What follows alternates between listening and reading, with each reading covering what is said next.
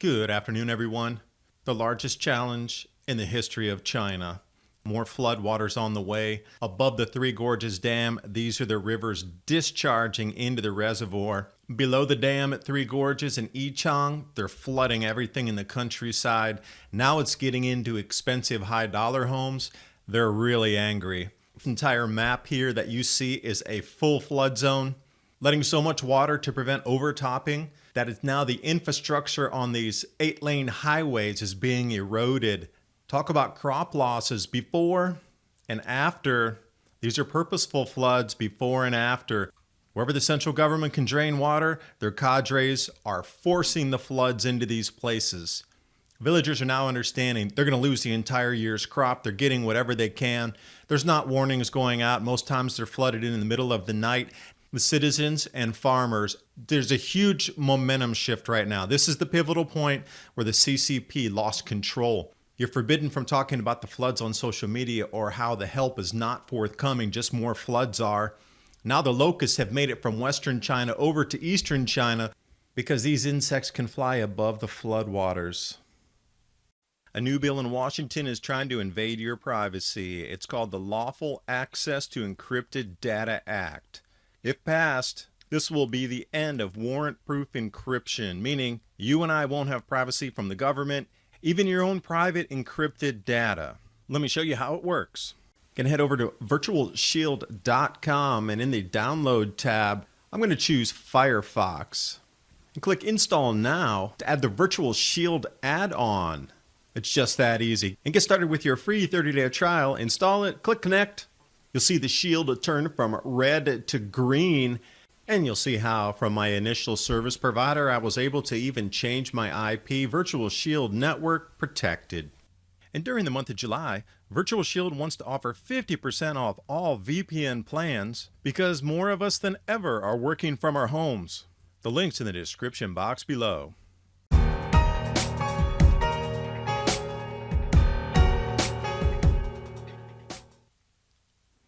And more floodwaters continue to pound the Yangtze River Basin all the way from Chongqing and further west, continuing to flood now what is considered more remote valley areas. There's even more water in flood number 4 coming than all the others previously in it. This will be the test for the dams further downstream. Because still looking upstream in Jinshi County, these are what the small irrigation canals look like further upstream, flooded. Now this map is not really doing it justice as to where the floods are. Where you see red is fully inundated by water and evacuations. Where we see the orange, the yellow, and the blue alerts, a little late and way conservative on this. The entire area that you see on this map is flooded. You know, in the beginning, it was just the farm towns, and their CCP was willing to sacrifice the country people because they can't complain. They don't have lawyers, they don't have money, and they were the sacrificial lambs. But now it's starting to get into the high-dollar homes and the people who do have money that are very angry. You see that telephone pole? That's how deep the water is being unleashed. Those are second-floor balconies right there into the expensive homes. And as you start to look at the new floods where they're unleashing unannounced everywhere, it's upper middle class China being wiped out and people fleeing with a handful of goods to avoid drowning. This is the game changer. They're willing to sacrifice half of the country and the people so they can stay in power, the CCP. This is over in Guilin, Yangshuo. This is a famous tourist area. So the floods all the way in central are now connecting down south. So there's going to be a runaway effect on the rice fields further south as well. The two flood basins have now connected. That's how wide-ranging these floods are. Usually they're kept separated, but now because of the most massive floods in at least 400 years, everywhere is feet underwater. The problem is the floodwaters are rising so fast. As you see here, this first floor completely covered. People are getting stuck in there. Emergency rescues out. Okay, that's countryside, but now so much floodwater is being unleashed. This is an 8-lane highway, and you see between where there's a river running under it, that's the water that's jumping up onto the express roadway from beneath. And it sure looks like there's going to be massive loss of huge infrastructure. Because what they're seeing now flowing out of these upper reaches in these tiny little streams are massive waterfalls like this. Normally that'd be a straight down little pencil thin waterfall that people would go view. Anhui seems to be leading the charge of angry citizens against the Central Party right now. That's all farm fields you're looking at.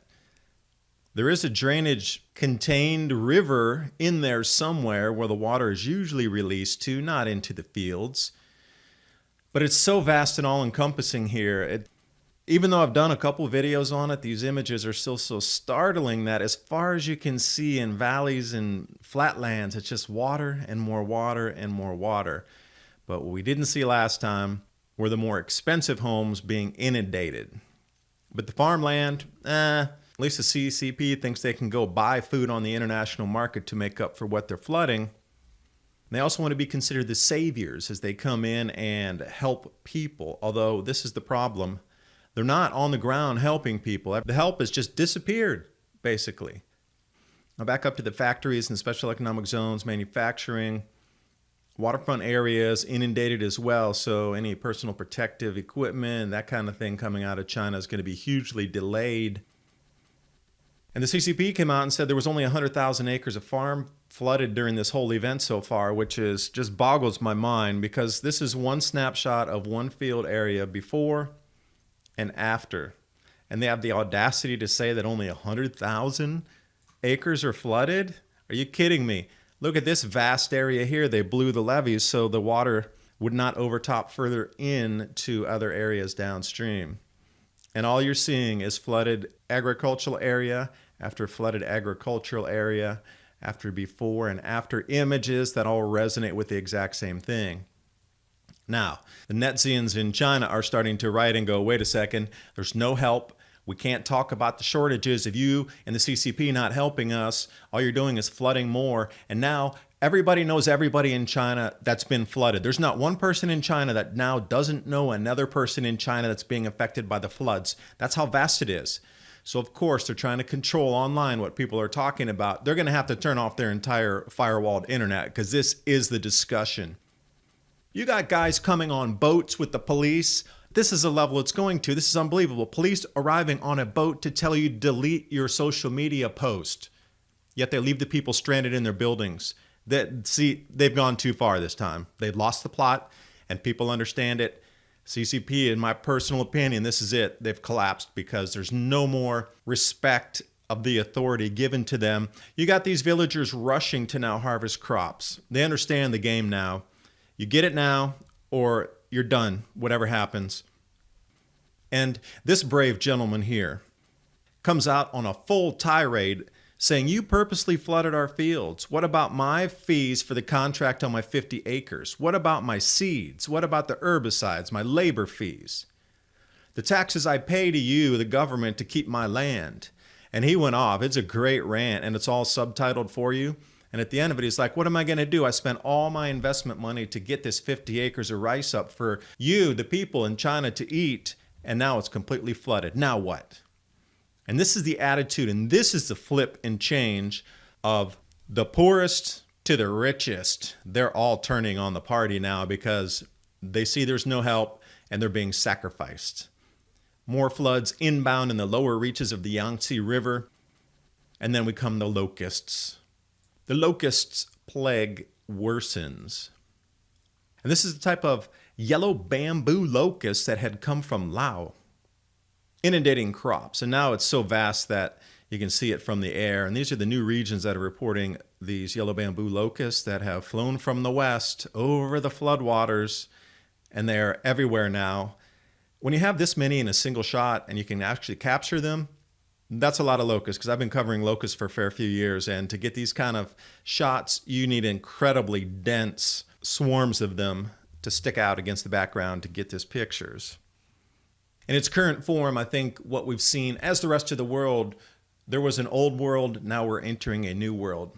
China is now experiencing the same. There was the old CCP and power structure of the Communist Party, which is now diminishing or going to totally evaporate, and something else will take its place, because what is happening now, they have lost the authority to rule the country. And I understand why. There's going to be a huge change in that government.